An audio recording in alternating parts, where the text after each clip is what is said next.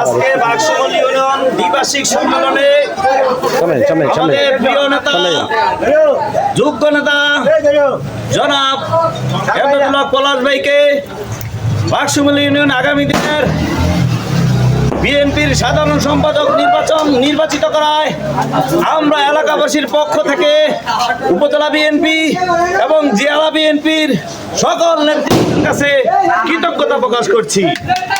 পাশাপাশি আমরা সকলকে জানিয়ে দিতে চাই, এবার যেই যোগ্যতার ভিত্তিতে বাক্সমল ইউনিয়নের নেতৃত্ব চয়েস করা হয়েছে, আগামী দিনে এর ধারাবাহিকতা অব্যাহত থাকবে।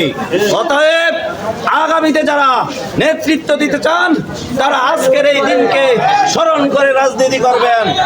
রাজপথে যারা থাকবে তাদের মূল্যায়ন হবেই হবে। আজকে প্রমাণ ইনশাল্লাহ আমরা দীর্ঘ প্রায় 1 মাসেরও বেশি সময় বিভিন্ন ওয়ার্ড কাউন্সিল এবং আজকের এই সম্মেলনকে কেন্দ্র করে আমাদের এই নেতৃবৃন্দকে নিয়ে যেই জনসংযোগ সৃষ্টি করেছি, তারই ধারাবাহিকতায় আজকে আমরা আমাদের প্রিয় ভাই পলাশ ভাইকে সাধারণ সম্পাদক হিসাবে মনোনীত করতে পেরেছি।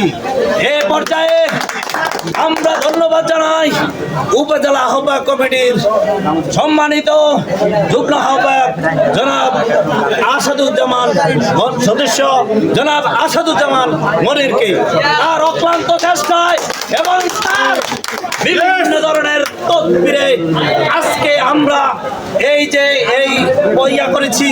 যদি সে তদবির না করতেন তাহলে এখানে একটা পকেট কমিটি ঘোষণা করা হইতো, কিন্তু এই আসাদুজ্জামান মনির পকেট কমিটি করার ক্ষেত্রে প্রতিটি ক্ষেত্রে বাধা হয়ে দাঁড়িয়েছে। তাই আজকে এই কাউন্সিলের মাধ্যমে এই নতুন কমিটি ঘোষণা করতে বাধ্য হয়েছে।